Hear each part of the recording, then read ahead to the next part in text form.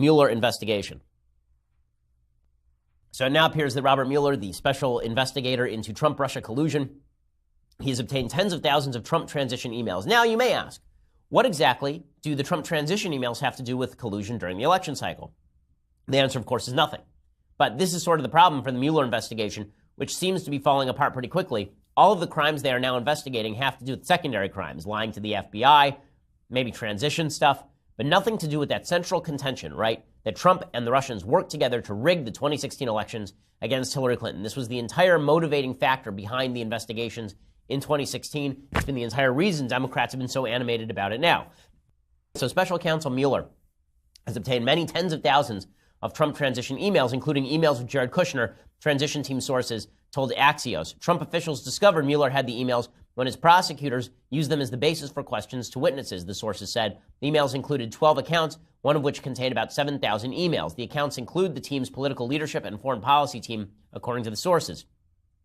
Apparently, Mueller did this perfectly legally. He went through the GSA, the General Services Administration. They host the transition email system, and they have capacity to read all these emails. The transition emails include sensitive exchanges on matters that include potential appointments, gossip about the views of particular senators involved in the confirmation processes, speculation about vulnerabilities of Trump nominees, etc. What does that have to do with collusion? The answer is pretty much nothing. And meanwhile, while Mueller is going after Trump over supposed collusion that we have no evidence exists, we now know that the Obama administration was colluding with Russia to help Iran. So this is a story out of Politico, European version.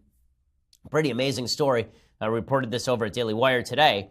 There's clear evidence that the Obama administration colluded with the Russian government to free an Islamic terrorist responsible for the deaths of Americans in order to appease Iran to pave the way for the Obama administration's Iran nuclear deal.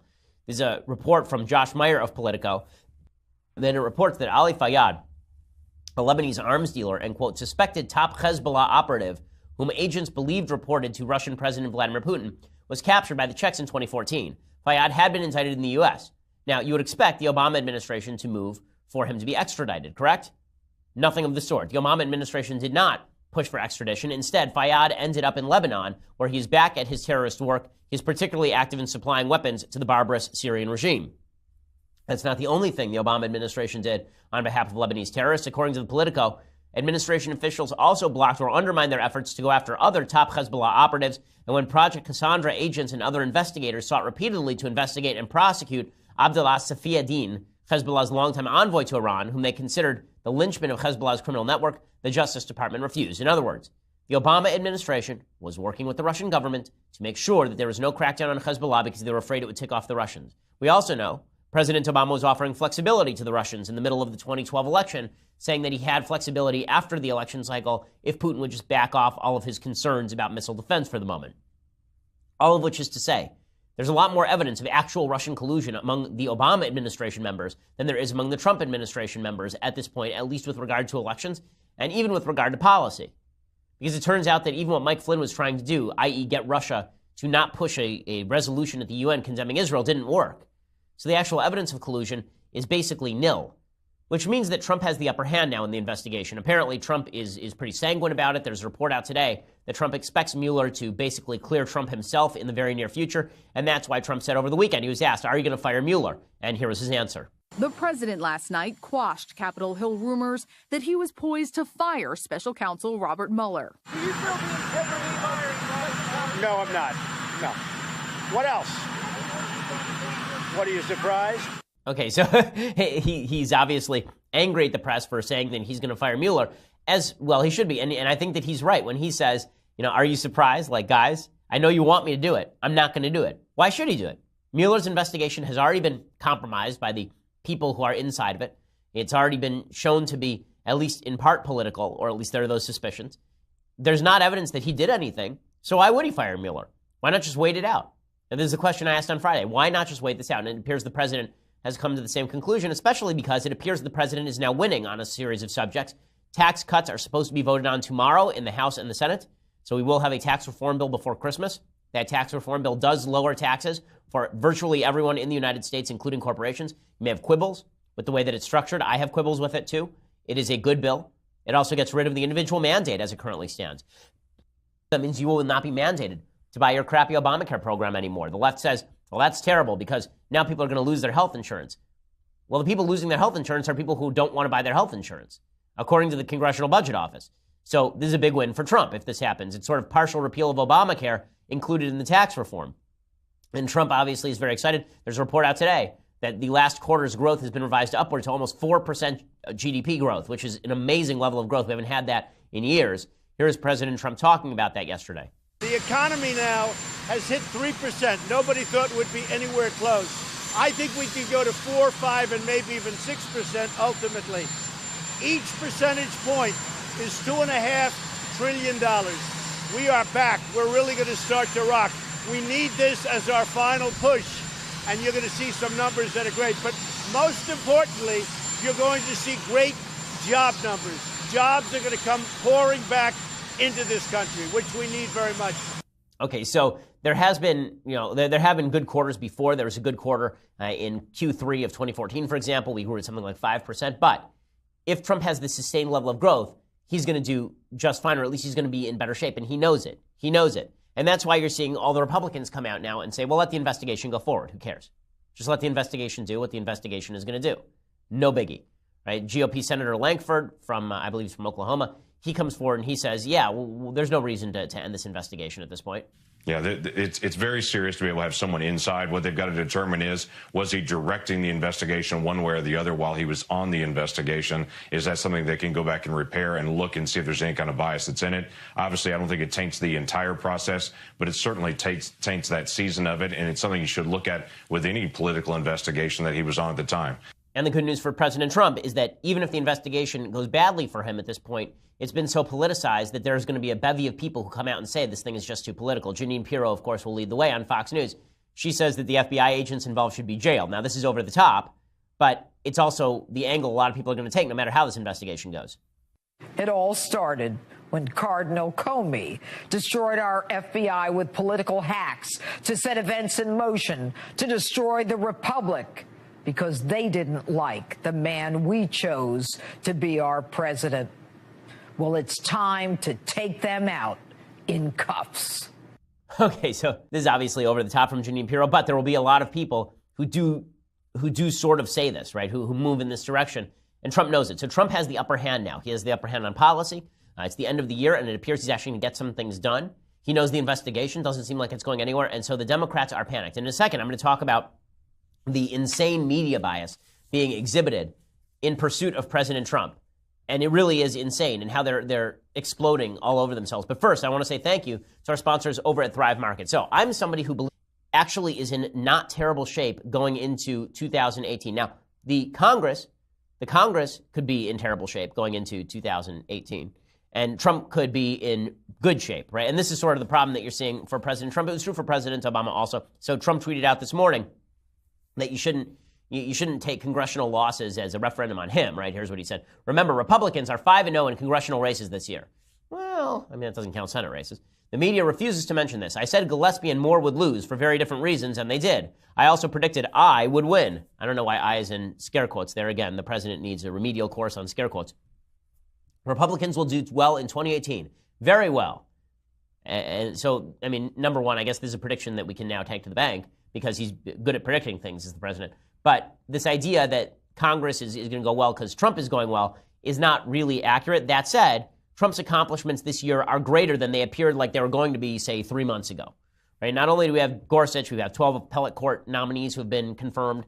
We have a tax bill that looks like it's going to go through, repeal of the individual mandate on foreign policy, the movement of the embassy to Jerusalem, the kickback against the Iran nuclear deal.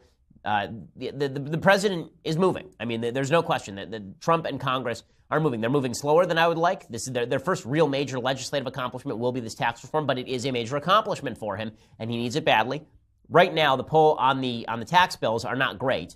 Right? There's a new Monmouth poll out today showing 26% approve, 47% disapprove. 50% think their own taxes will go up versus 14% who say down. You know why that is? That's because of the media. And this is why when President Trump rips the media, I think that it would be wonderful if the president would stick to the facts, because there are so many reasons to dislike how the media cover these things. The media suggesting that people's taxes are going to go up is insane. Factually speaking, the vast majority of human beings in the United States would get a tax cut. The media keeps saying this is skewed toward the wealthy. Well, what do you expect? Non-wealthy people don't pay taxes in the United States. Okay, the fact is middle class, upper class people, those are the people who pay taxes. And by and large, it's upper class people who pay taxes. People who don't make a lot of money do not pay income tax in the United States. So you think they're going to get a major tax break? But all this misinformation does have an impact. But what's amazing about this is the media do not understand why their credibility is going down. Now, the media have basically expended their credibility to get Trump. This is the trade they've been willing to make. They're going to go out on a limb and say untrue things, plainly untrue things, in an effort to stop President Trump. And then they're surprised when no one takes them seriously. And they're angry that Fox continues to dominate the ratings. And they continue to call Fox a propaganda network. Brian Stelter on CNN yesterday, for example, he says, Fox, they talk like propagandists over at Fox. It's not like a propaganda network. Kurt, what is going on here? Well, I think you're seeing exactly that. Fox News has basically become de facto state-run propaganda. It's state-controlled, state-run television that is beginning its cues directly from the White House. I don't know how anyone can look at what's going on right now and not reach that determination. Trump is creating his own reality. But when you say that, it's not as if the White House is literally running Fox. Or are you saying they are? Well, if you look at the coverage, it sure seems like they are. They have gone so far extreme. I remember the days, Brian, when what you saw on pages like Breitbart were considered the fringe. It was considered so far beyond the mainstream, not even Fox News would touch what was on those pages. Now, Fox is going almost further than Breitbart. And you have right now, at this second, there's an ad running in different markets with Fox News contributor Tomi Lahren advocating and attacking the Mueller investigation. Okay, so, I like Kurt, but when Kurt does this and CNN humors it, this is a pot kettle situation, okay? CNN suggesting that other networks are involved in propaganda. Let me just show you a panel that was talking about President Trump and misogyny, okay? If this does not look like propaganda to you, then I don't know what would. Do you agree with Mike that this has helped Kirsten Gillibrand? I do. The one piece I disagree with is that President Trump, if this was a one-off, that would be one thing. Right. But this is a guy who has misogyny in his DNA, who ran as a misogynist. I'm sure that wasn't on his bumper sticker, but that was part of who he was and who he ran as. So this is completely aligned with that. That's why people heard what they heard from the tweet. Jen Psaki, CNN political commentator, also the former State Department spokesperson for Barack Obama, right?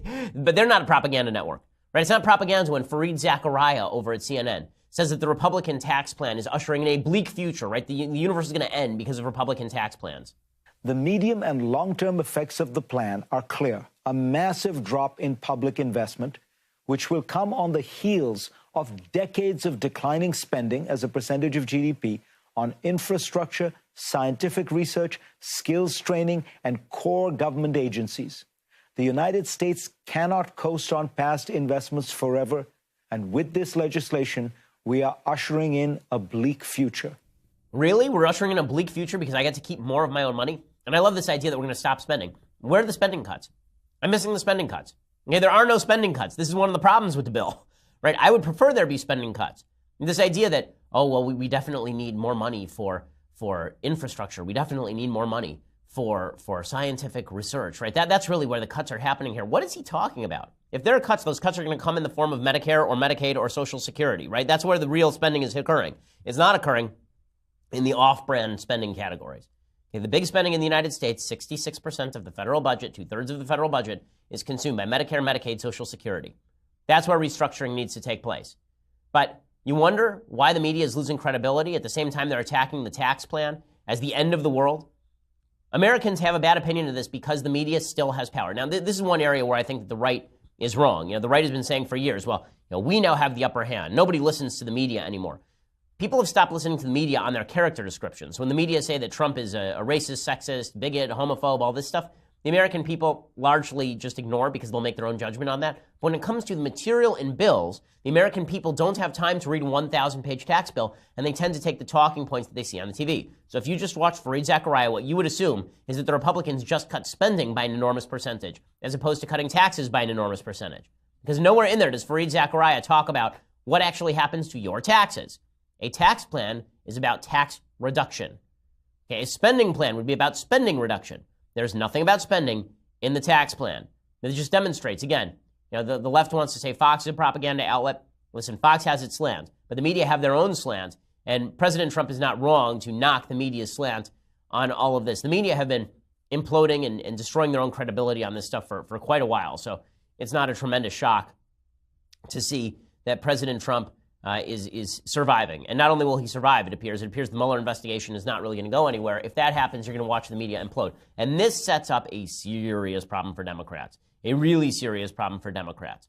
Right? It sets up a problem that the Democrats have set up outsized expectations for their own party. Right? The entire Democratic base believes that Trump is on the verge of falling over. If you talk to a Democrat, it sounds like Trump is going to be impeached tomorrow, or Trump is going to resign tomorrow, or Trump is going to die tomorrow. Right? This is how Democrats talk. Keith Olbermann said this when he resigned. Well, my job is done because it turns out that President Trump is going to leave. Right? No, like they're talking this nonsense for a while, and they're making it sound as though they're on the verge of impeaching President Trump. But the truth is, they have no intention of doing any of those things. They're not going to impeach President Trump because it would not be politically beneficial for them to impeach President Trump. If they were to move against President Trump, Trump would actually gain in the polls, the same way that Bill Clinton gained in the polls in 1998 when the Republicans moved for impeachment. If they were to go after Trump unfairly, there would be a rally round the Trump effect. It's the opposite of what they want. And so the Democrats are now stuck between a rock and a hard place. They have been promising that Trump's agenda is going to fail. It's not. They have been promising that President Trump is going to leave office in ignominious disgrace. Not that he's not going to be reelected, but that he's going to have to resign due to financial impropriety, corruption, collusion with the Russians. That's not going to happen either. And the Democrats are beginning to sense that they are in serious trouble here. The Democrats are beginning to sense that if they push this thing too hard, there could be a real problem for them. So Doug Jones, the recently elected senator from Alabama, Democrat, he was asked, should President Trump should he resign over sexual harassment allegations? And Doug Jones knows there's going to be blowback to him and other Democrats if they push this way. So here's Jake Tapper rightly pressing him on it, and Doug Jones basically saying, no, we're going to leave Trump in place. Where I am on that right now is that those allegations were made before the election. And so people had an opportunity to judge before that election. I think we need to move on and not get distracted by those issues. Let's get on with the real issues that are facing people of this country right now. And I don't think that the president ought to resign at this point. We'll see how things go. But certainly those allegations are not new. And he was elected with those allegations at front and center. And remember, Nancy Pelosi came out and said she was not going to support impeachment right now. Major Democrats have been saying they're not going to support impeachment. In fact, major Democrats sound like they want to try and work with Trump because they know that Trump may not be going anywhere, okay? The incumbent always has a major advantage going into a presidential election. So Democrats have sold their base a bill of goods, and that is going to come home to them in a serious way. It could, seriously, in 2020. I'll explain why in just a second.